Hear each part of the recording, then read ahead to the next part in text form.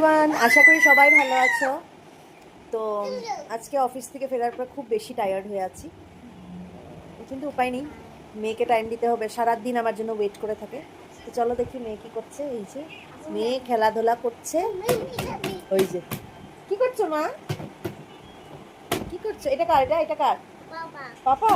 ও, এটা ঢোল বাজিয়ে দেখে দাও তো, ঢোল বাজিয়ে দেখে দাও। বাজা, এটা দিয়ে না মা। ও মাই গড, রাগ উঠে গেছে। তুমি কেমন করে রাগ করো দেখাই দাও মা। অল্প কোথায় যাচ্ছ?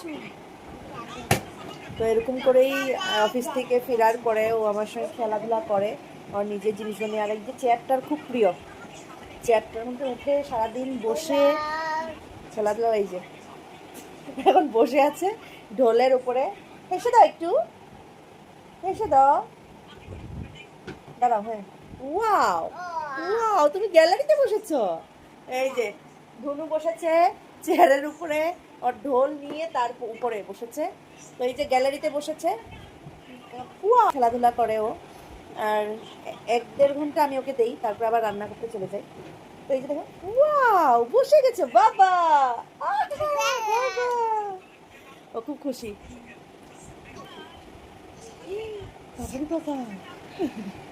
তো এরকম করেই আমার অফিস থেকে ফেরার পরে সময়টা কাটে।